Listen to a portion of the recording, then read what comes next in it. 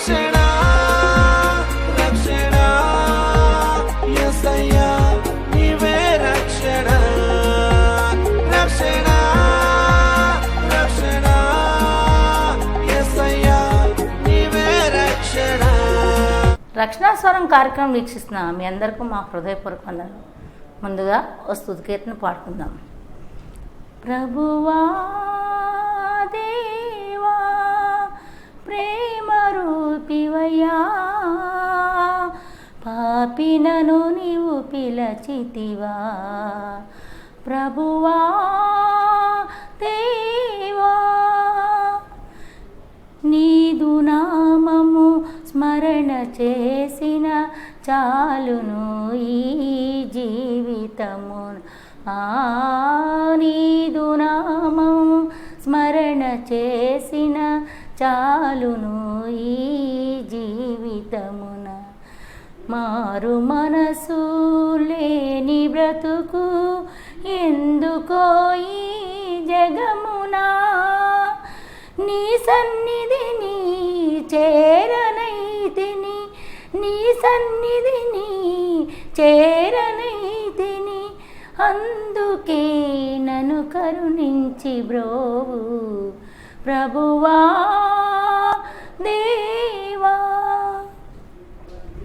నాదు పాపములు క్షమించుటకై ఎంత వేదన అనుభవించితివో, సిలువ బాధను చింతలేకను ఓర్చితివో.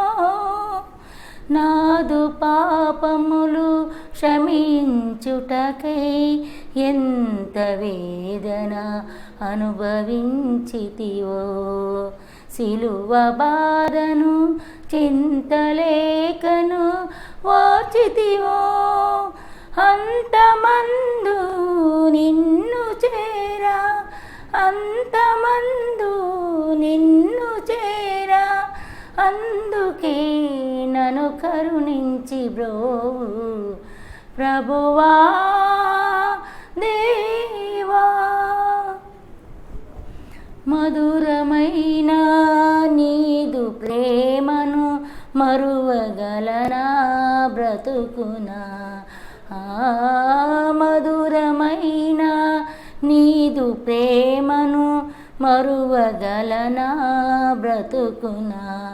సిలువలేని జీవితములో స్థిరముగాదు ఇహమునా. నూతన మనసు నాకు సగుమా, నూతన మనసు నాకు సగుమా. అందుకే నన్ను కరుణించి బ్రోవు ప్రభువా దేవా. ప్రేమ రూపివయ్యా, పాపినను నీవు పిలచితివా. ప్రభువా దేవా. ఇప్పుడు మీరు బ్రదర్ చేస్తున్న గారు వాక్యోపదేశాన్ని వింటారు. ప్రార్థన చేసుకుందాం. నా ప్రాణమా యెహోవాను సన్నిధించుము, నా అంతరంగమున సమస్తమా ఆయన పరిశుద్ధ నామమును సన్నిధించుము. నా ప్రాణమా యెహోవాను సన్నిధించుము, ఆయన చేసిన ఉపకారములో దేవునిని మరువకము. దేవాని మమ్మల్ని ఎంతవరకు సజీవుల లెక్కలో ఉంచి కాపాడుతున్న విధానాన్ని బట్టి నీకు వందనాలు. బయట చూసినట్లయితే ఎంతో క్రిటికల్ సిచ్యువేషన్ ఉంది ప్రభా, అయినప్పటికీ నీవు మమ్మల్ని కాపాడావంటే ప్రభా, నీ కృప నీ ప్రేమ నాయన నీ వాత్సల్యతే మా యొక్క గొప్పదనం ఏదీ కాదు నాయన. నీ మమ్మల్ని ఎంతవరకు కాపాడవనందుకు నీకు వందనాలు. ఇదిగో నాయన నీ వాక్యం వినుచున్న వారితో నీవు మాట్లాడండి నాయన, వారి యొక్క వ్యక్తిగత అవసరాలు తీర్చండి. ఆర్థిక ఇబ్బందులు నాయన, అనారోగ్యాలు ప్రభా, ఇంక కుటుంబ కలహాలు తండ్రి, ఇంకా మానసిక పరిస్థితులు, భయంకరమైన రోగాలు తండ్రి, వీటన్నిటి నుంచి విడిపించు తండ్రి. నీ వాక్యం వారి హృదయాల్లో లోతుగా వేరుపారినట్టు చేయి తండ్రి. నీ గొప్ప కార్యాలు జరిగించు ప్రభువా. నీవే సమస్త మహిమ ఘనత ప్రభావాన్ని పొందండి నాయన. నీ సన్నిధి మాతో ఉంచండి నాయన. గత వారం నుంచి ఈ వారం వరకు మమ్మల్ని కాపాడినందుకే నీకు వందనాలు. నీ సన్నిధి మాతో ఉంచుమని యేసునామమున అడుగుచున్నాను తండ్రి, ఆమెన్. జీవవాక్యమును కూర్చున్నది ఆది నుండి ఏది ఉండినో మేమేది వింటుమో, కన్నులారా ఏది చూచితమో, ఏది నిదానించి కనుగొంటిమో, మా చేతులు దేనిని తాకి చూసినో అది మీకు తెలియజేస్తున్నాము. దేవుడు మనల్ని ఎంతవరకు కాపాడాడు. మనం ఏంటంటే దేవునికి ఎంతో కృతజ్ఞతాస్థుతులు చెల్లించాలి. బయట లోకంలో చూసినట్లయితే ఎంతో భయంకరమైన పరిస్థితులు ఉన్నాయి.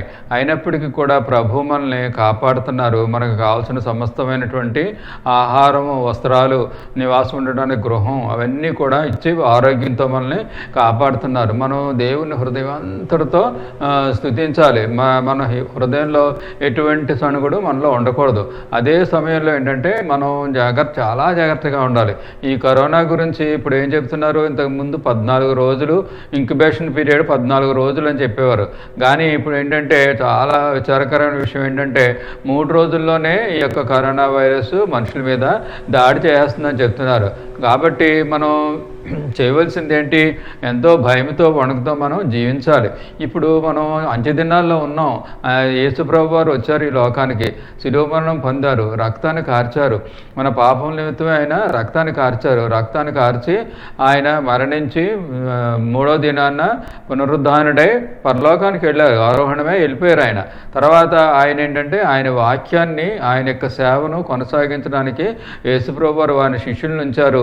తర్వాత అపోస్తలులు, తర్వాత వీరందరూ దేవుని వెంబడించే వారందరూ కూడా ఎన్నో గొప్ప కార్యాలు, ఎన్నో సూచక్రియలు ఈ భూమి మీద చేశారు. అంతేకాకుండా దేవుని యొక్క సువార్త ప్రకటించారు. దేవుని యొక్క సువార్త ప్రకటించారు. తర్వాత పరిశుద్ధుడైన పౌలుని దేవుడు ఎంతగానో హెచ్చించారు.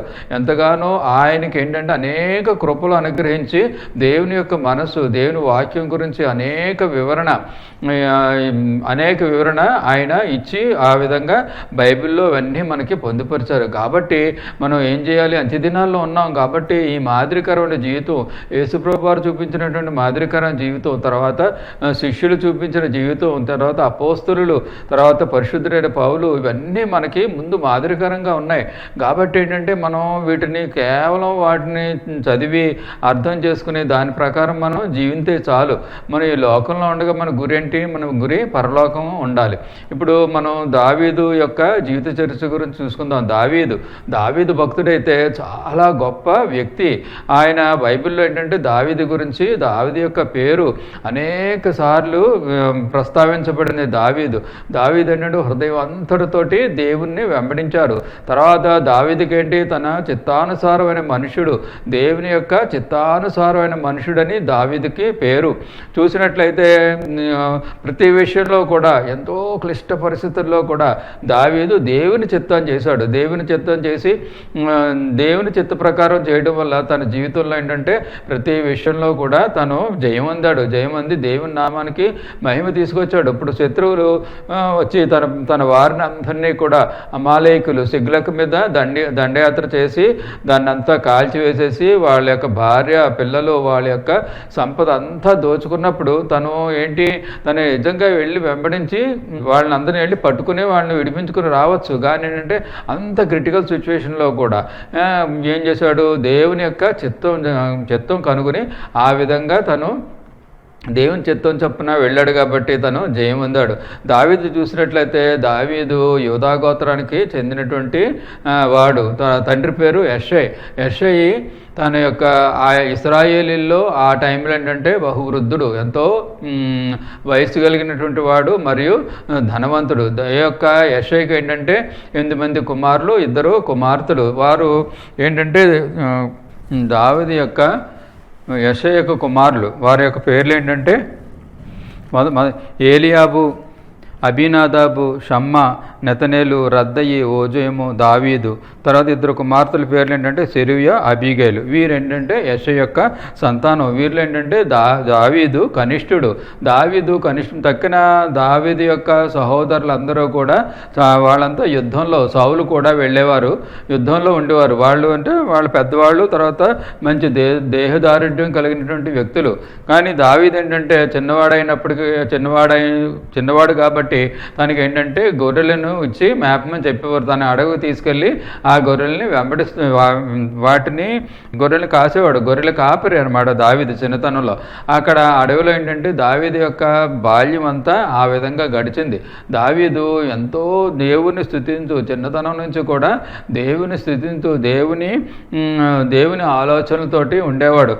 అందువల్ల ఏంటంటే దావీదు మనం అనుకున్నట్టు ఏమీ బలహీనుడు ఏం కాదు, మహాబలాఢ్యుడు. తను గొర్రెలను మేపేటప్పుడు సింహము తోడేలు వస్తాయి. వచ్చినప్పుడు వాటిని ఏంటంటే ఎటువంటి ఆయుధం లేకుండా వాటిని కొట్టేసి చంపేసి ఆ మేకపిల్లని వాటి నుంచి వాళ్ళ యొక్క సింహం నుంచి ఎలుగుబంటి నుంచి తను రక్షిస్తాడు. అంత గొప్ప బలాఢ్యుడు.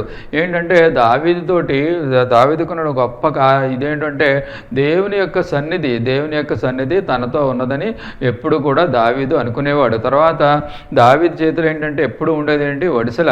దావీదు చేతిలో వడిసెల అంటే అది ఏది ఆషామాషి యొక్క ఆయుధం ఏం కాదు, చాలా దానిలో గొప్ప నేర్పరి. తను ఏం చేశాడు, ఆ వడిసెలతోటే గొలియాతును చంపాడు. అంటే ఈ యొక్క దావీదు చేతిలో వడిసెలు అంటే ఏంటి, ఇప్పుడు ఈ రోజుల్లో AK-47 చేతిలో ఉన్నట్టే. తను ఈ యొక్క గొర్రెలను కాసేటప్పుడు ఈ యొక్క అడవి జంతువులు అన్నీ వస్తే వాటిని ఈ యొక్క వడిసెలతోటే కొట్టేసి వాటి యొక్క డైరెక్షన్ మార్చేసి వాటికి ఏంటంటే దిమ్మ తిరిగేలాగా వాటిని ఈ వడిసెలతోటే కొట్టి అలా గొర్రెల్ని రక్షించేవాడు.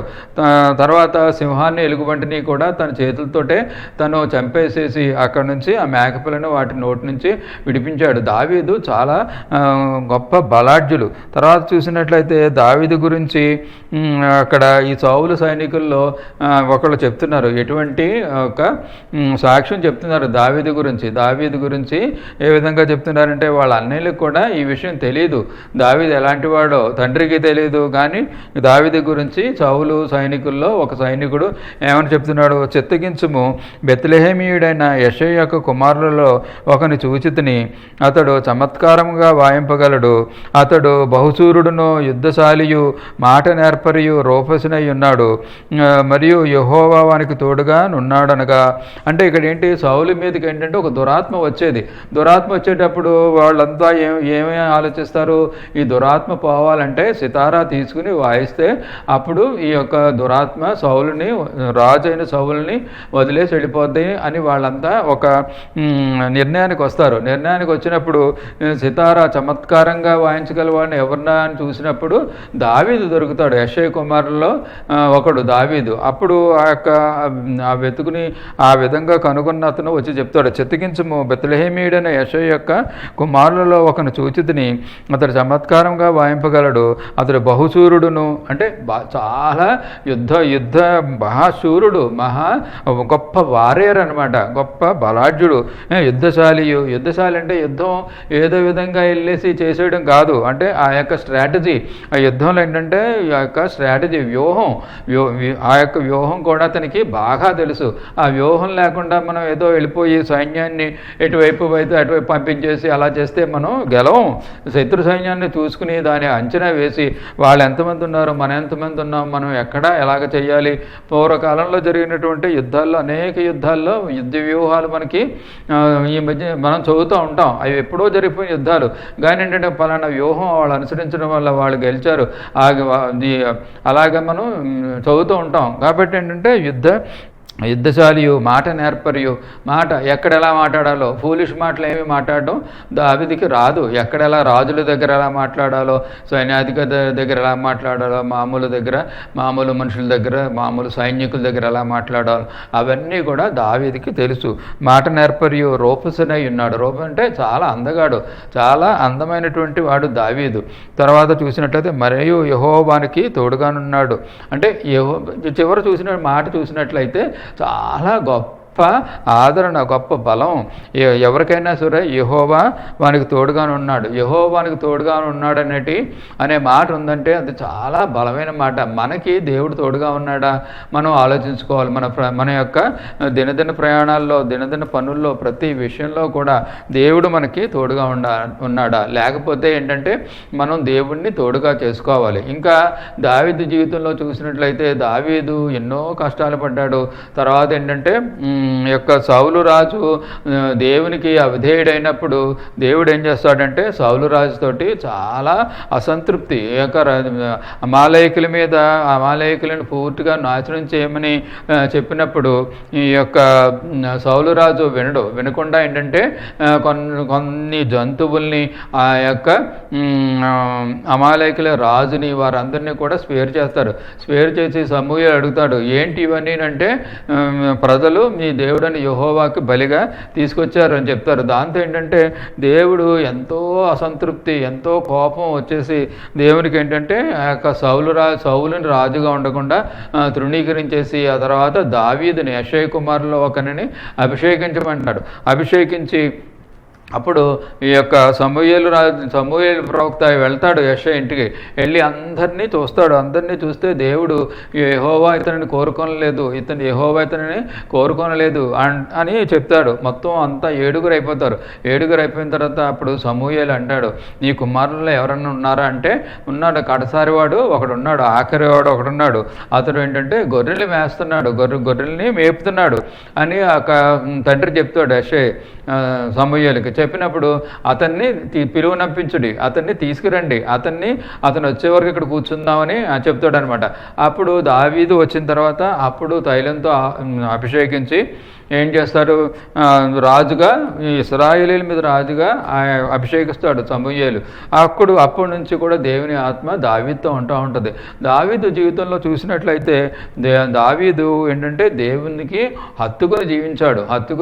మనం కూడా ఏంటంటే దావీదు వలె మనం చిన్నప్పటి నుంచి కూడా మన ప్రతి విషయంలో కూడా దావీదు కీర్తనలు ఎన్నో ఉన్నాయి. ఆ కీర్తనలన్నింటిలో కూడా ఏంటంటే దేవుని స్తుతిస్తూ ఉంటాడు. దేవుని స్తుతించి హృదయమంతటితో కూడా దేవుణ్ణి వెంబడిస్తూ ఉంటాడు. మనం కూడా ఈ రోజుల్లో ఏంటంటే మనం ఈ యొక్క కరోనా నేపథ్యంలో మనం చేయవలసింది ఏంటి, మనం లోకాన్ని వెంబడించడం కాదు. లోకాన్ని వెంబడించే రోజులు అయిపోయాయి. ఇప్పుడు ఏమీ కూడా ఎక్కడికి వెళ్ళలేము, ఏమీ చేయలేము. ఒక పార్కుల్లోకి వెళ్దామన్నా లేకపోతే ఇంకో సీషోర్కి వెళ్దామన్నా ఎక్కడికి వెళ్దామన్నా కూడా ఎటువంటి ఏది కూడా అనుకూలంగా లేదు. కాబట్టి మనం ఏంటంటే we have to restrict our sales to homes. ఇంటికి మాత్రమే మనం ఇంటికి పరిమితం అయిపోవాలి. చాలా వరకు కూడా ఏదైనా ఉద్యోగాలు ఉంటే ఉద్యోగానికి వెళ్ళొచ్చేయడం, తర్వాత ఇంకెక్కడికి వెళ్ళడానికి లేదు. ఎంతో పూర్వం అయితే ఫ్రెండ్స్ ఇంటికి, తర్వాత రిలేటివ్స్ ఇంటికి అక్కడెక్కడికి వెళ్ళేవాళ్ళం. ఏదో ఇంకతో పూర్వం అయితే నార్త్ ఇండియా టూర్ అని, సౌత్ ఇండియా టూర్ అని అలాగే వేసుకునేవారు. ఇప్పుడు అలాంటి పరిస్థితులు ఏమీ లేవు. కాబట్టి మనం ఏంటంటే we have to confine in our sales to home అంతే. కాబట్టి ఇప్పుడు పరిస్థితి ఏంటి, మనకి ఇంకే వ్యాపకాలు లేవు, ఇంకా ఏ వ్యాపకాలు పెట్టుకోవడానికి మనకి అనుకూలమైన పరిస్థితులు లేవు. కాబట్టి మనం ఏంటి దేవునితో గడుపుదాం, బైబిల్ చదువుదాం. మనం బైబిల్ సంవత్సరానికి ఒకసారైనా ముగించాలి. తర్వాత అనేక మంది క్రైస్తవులు ఉన్నారు, వారు బైబిల్ని ఒక్కసారి కూడా చదవలేదు. ఎంత విచారకరమైన విషయమో, ఎంత దుఃఖకరమైన విషయం అంటే ఈ కాంపిటేటివ్ ఎగ్జామ్స్కి వాటికి ఐఏఎస్కి, ఐపీఎస్కి, ఇంకొక ఎగ్జామ్స్కి, బ్యాంక్ పిఓస్కి అలాంటి పెద్ద వాల్యూమ్స్ ఆఫ్ బుక్స్ చదివేస్తారు.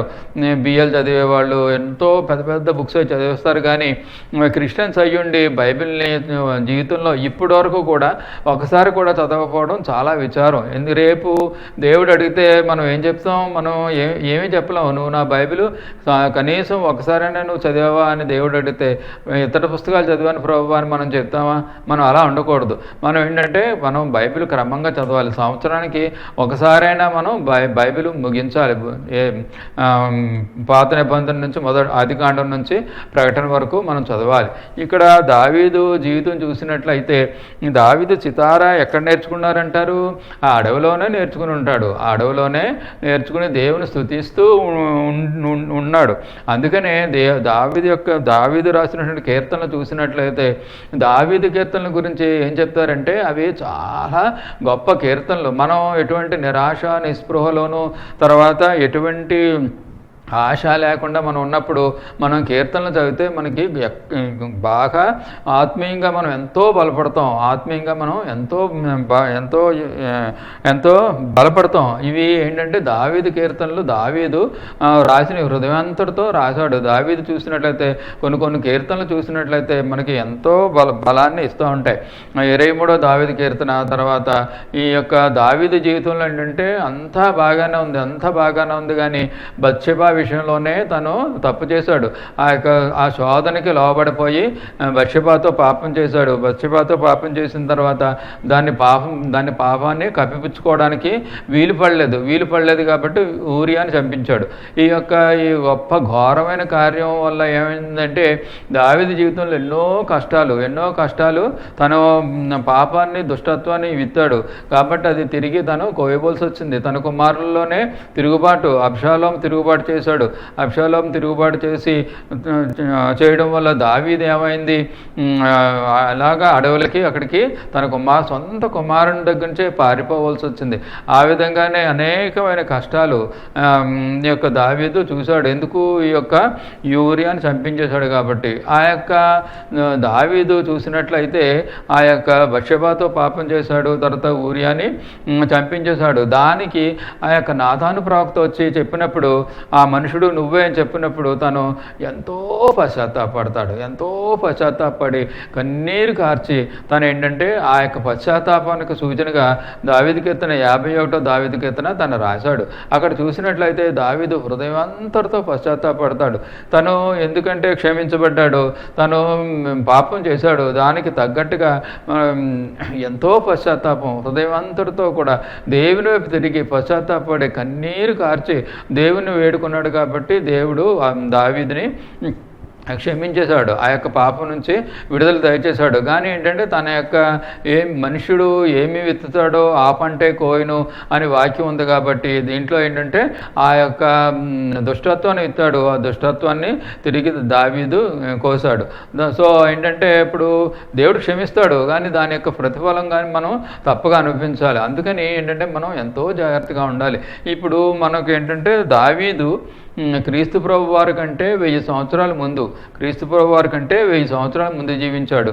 ఇప్పుడు చూస్తే మనకంటే 3000 సంవత్సరాల ముందు, 3000 సంవత్సరాల ముందు. అప్పుడు ధర్మశాస్త్రం ఒకటే ఉంది, ఇప్పుడు మనకైతే పూర్తి బైబిల్ ఉంది. మనకంటే ముందు యేసుప్రభు వారు వచ్చి శిలువ మరణం పొంది రక్తం కార్చి ఆయన పరలోకానికి వెళ్ళిపోయారు. తర్వాత శిష్యులు వీళ్ళంతా గొప్ప మాదిరికరమైన జీవితం జీవించారు. తర్వాత ఈ బైబిల్లో చూసినట్లయితే సెయింట్ పాల్ రాసినటువంటి ఎపిసోడ్స్, ఆ యొక్క ఉత్తరాలు, ఆ పత్రికలు అవి అనేకమైనవి, ఎంతో లోతైనటువంటి మర్మాలతో కూడి ఉన్నటువంటివి. అవన్నీ కూడా ఏంటంటే మనకి ఎంతో క్రైస్తవుడు ఎలా జీవించాలి, క్రీస్తేసు సంబంధులు శరీరమును దాని ఇచ్చలతోటి దురాశలతోటి సిలువేసి ఉన్నారు.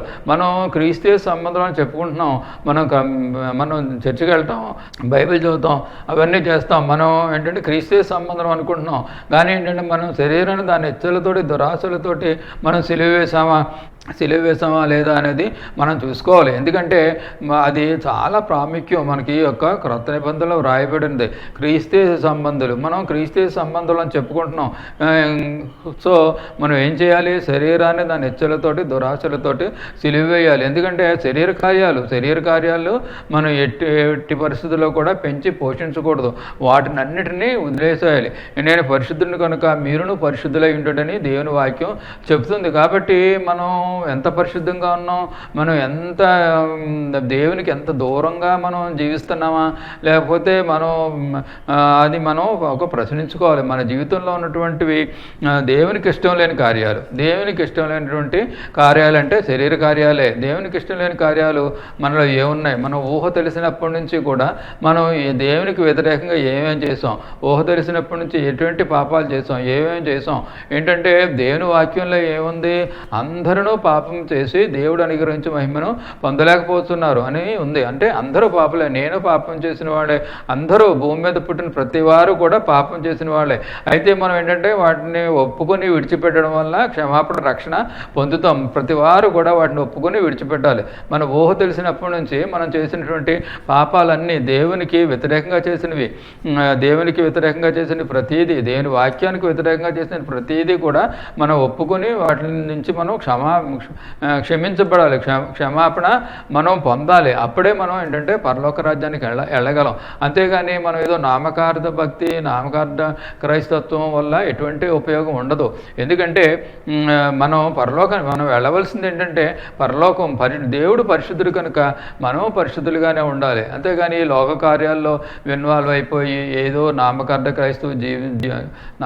క్రైస్తవ జీవితం జీవిస్తూ కూడా మనం పరలోకానికి వెళ్ళిపోదామంటే కుదరదు. ఎందుకంటే మనం ఏంటంటే ఎటువంటి రాంగ్ ఒపీనియన్లో ఉండకూడదు, తప్పైనటువంటి అభిప్రాయంలో కూడా మనం ఉండకూడదు. మనం ఏంటంటే కరెక్ట్గా మన పొజిషన్ ఏమిటి, మా దేవుని ఎదుట మన పొజిషన్ ఏంటి, దేవుడు మనల్ని మనం చేసిన ప్రతి విషయానికి, ప్రతి కార్యానికి దేవుడు తీర్పు తీరుస్తాడు. కాబట్టి దేవుని తీర్పులో మనం నిలబడగలమా? మన హృదయం మన మీద దోషారోపణ లేకుండా మనం భూమి మీద చేసుకోవాలి. మన హృదయం మన మీద దోషారోపణ చేయట్లేదు అనుకోండి, మనం అన్నీ సరి చేసేసుకుంటే దేవుని తీర్పులో మనం నిలబడగలం, లేకపోతే మనం నిలబడలేం. దావీదుకి చూసినట్లయితే దావీదుకి బైబిల్లో చాలా ప్రాముఖ్యత ఇవ్వబడింది. ఇప్పుడు చూసినట్లయితే ఇక్కడ యేసుప్రభు వారికి ఏంటంటే దావీదు కుమారుడు అని పేరు. యేసుప్రభు వారికి దావీదు కుమారుడు అని పేరు. అందువల్ల యేసుప్రభు వారిని కూడా చాలామంది దావీదు కుమారుడా మమ్మల్ని రక్షించు, మమ్మల్ని స్వస్థపరచు అని దావీదు కుమారుడా అని అడ్రస్ చేస్తారు. కాబట్టి అంటే దావీదుకి ఎంత గొప్పతనం ఇవ్వబడింది. మన తర్వాత ఈ యొక్క యేసుప్రభు వారి యొక్క జన్మ వృత్తాంతంలో కూడా ఈ యొక్క దావీదుకి చాలా ప్రాముఖ్యత ఇవ్వబడింది. ఎంత ప్రాముఖ్యత ఇవ్వబడిందంటే ఇప్పుడు మనం చూసినట్లయితే మత్తయి సువార్త 1వ అధ్యాయము 1వ వచనం చూసినట్లయితే అబ్రహాము కుమారుడకు దావీదు కుమారుడైన యేసుక్రీస్తు వంశావళి. అబ్రహాముని ప్రస్తావించారు, తర్వాత ప్రస్తావన ఎవరు? దావీదే. తర్వాత ప్రస్తావన యేసుప్రభు వారు. అంటే చూసినట్లయితే దావీదుకి ఎంత ప్రాముఖ్యత ఇవ్వబడింది. అంటే దావీదు దేవుని చిత్తానుసారమైన మనుషుడు. కాబట్టి మనం కూడా ఏంటంటే మన హృదయంతటితో దేవుని స్తుతిద్దాం. దేవుని స్తుతించి దావీదు వలె మనం దేవుని చిత్తానుసారమైన మనుషులుగా మనం జీవిద్దాం. మన హృదయంలో ఏంటంటే దావీదు వలె మనం జీవించాలి. లేకపోతే ఏంటంటే దావీదు ఎప్పుడో మనకంటే 3000 సంవత్సరాలు 3000 సంవత్సరాల క్రితం జీవించాడు. అతనికి అంత పరిశుద్ధమైనటువంటి జీవితం, అలాంటి జీవితం జీవించగలిగాడు.